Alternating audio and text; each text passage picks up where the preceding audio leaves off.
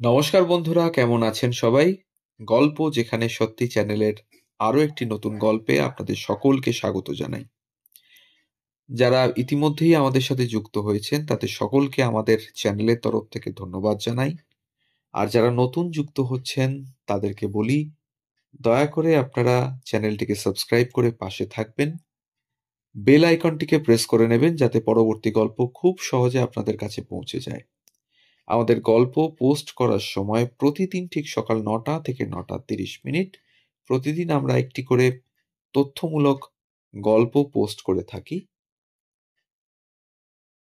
আজকে বলবো গিরিশ ঘোষ পরবর্তী সময়ে বাংলার বুকে নাট্যজগতে সেই দিকপাল ব্যক্তিত্বের কিছু অজানা কাহিনী।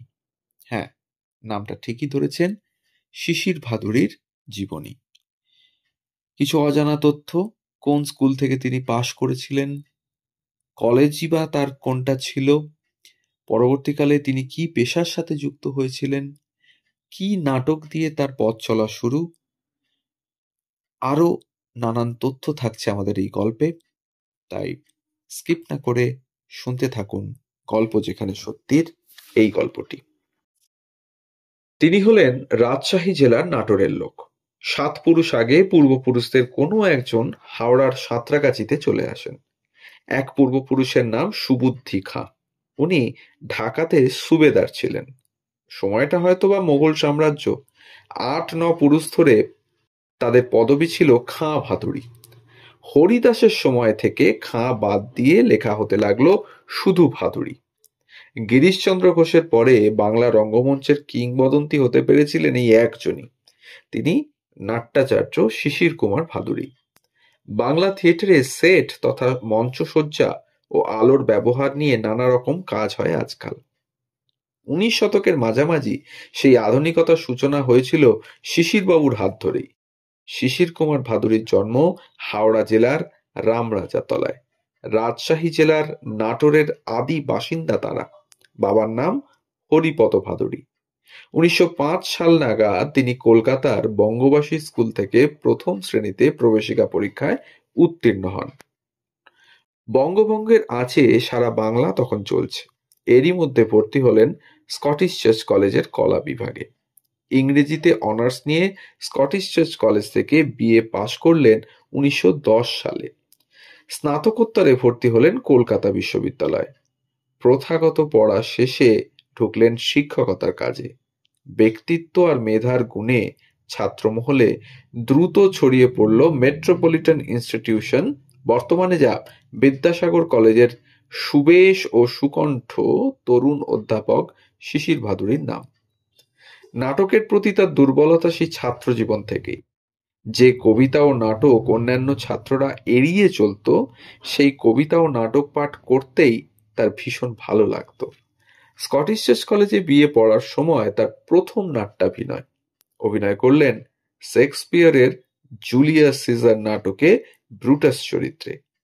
কল্পনার চরিত্র বাস্তবে রূপায়িত করতে পেরে বেশ তৃপ্ত হলেন শিশির কুমার ভাদুড়ি। তারপর শুধু অভিনয়কেই নিজের জ্ঞানকে সেখানেই সীমাবদ্ধ রাখলেন না, পরিচালনার কাজেও অবিলম্বে তার হাতেখড়ি হলো কুরুক্ষেত্র নাটক দিয়ে। নাটকটি কবি নবীনচন্দ্র সেনের কুরুক্ষেত্র কাব্যের নাট্যরূপ। তবে পেশাদার রঙ্গমঞ্চে তার আবির্ভাব ক্ষীরোদ প্রসাদ বিদ্যা বিনোদের আলমগীর নাটক দিয়ে। ১৯২২ সালে মঞ্চস্থ হল চন্দ্রগুপ্ত নাটক। রাজগুরু চাণক্যের ভূমিকায় এই নাটকে তার অভিনয় চিরস্মরণীয় হয়ে আছে। তার ঠিক পরের বছরই মঞ্চরূপ পায় সীতা নাটক। শৌখিন নাট্যমঞ্চে যখন শিশিরবাবু দাপিয়ে অভিনয় করছেন, তখন একটা আকস্মিক দুর্ঘটনা তার জীবনকে বিপর্যস্ত করে দিল। মাত্র ২ বছরের শিশু সন্তানকে রেখে তার স্ত্রী আত্মহত্যা করে বসলেন। শিশির কুমার এই ঘটনায় তখন একেবারেই ভেঙে পড়লেন। তখন বন্ধু বান্ধব, শুভানুধ্যায়ী ও গুরুস্থানীয়রা তার পাশে এসে দাঁড়ালেন। অভিনয়কেই আঁকড়ে ধরে ঘুরে দাঁড়াতে উৎসাহ দিলেন। স্যার গুরুদাস বন্দ্যোপাধ্যায় তাকে আগেই বলেছিলেন, "you are wasting yourself Sisir, your true vocation is on stage." কথাটা শিশির কুমারকে নতুন করে অনুপ্রাণিত করল। তিনি ঠিক করলেন সমস্ত কিছু তুচ্ছ করে পেশাদার অভিনেতা হিসেবেই আত্মপ্রকাশ করবেন। দ্বিজেন্দ্রলাল রায়ের লেখা সীতা নাটকের সত্য হাতছাড়া হলেও হাল ছাড়েননি শিশির ভাদুড়ী। পৌরাণিক কাহিনী অনুসারে তাকে নতুন পালা লিখে দিলেন বন্ধু যোগেশ চৌধুরী। ঐতিহাসিক খুঁটিনাটি ও তথ্য যাতে নির্ভুল থাকে তার দায়িত্ব নিলেন ঐতিহাসিক রাখাল দাস বন্দ্যোপাধ্যায় এবং ভাষাতাত্ত্বিক ও সংস্কৃত বিশেষজ্ঞ সুনীতি কুমার চট্টোপাধ্যায়।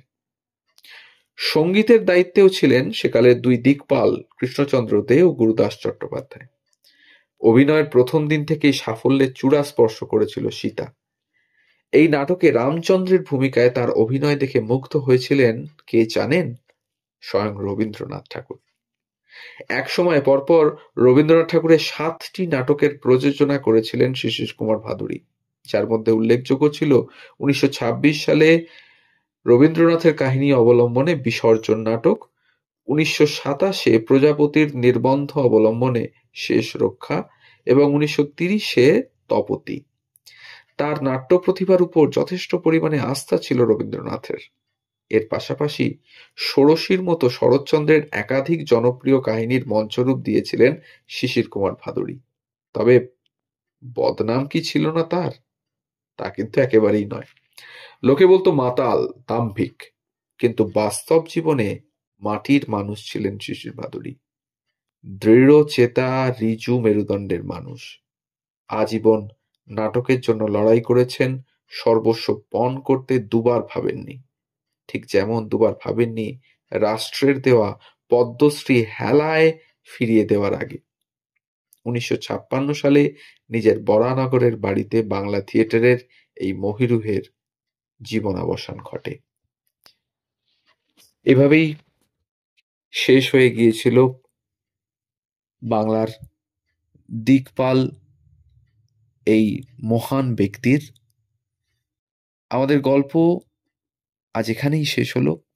যদি ভালো লাগে তাহলে অবশ্যই একটু কাছের মানুষের সাথে শেয়ার করবেন, কমেন্টের মাধ্যমে জানাবেন কেমন লাগছে। আর সবাই ভালো থাকবেন, সুস্থ থাকবেন। ধন্যবাদ।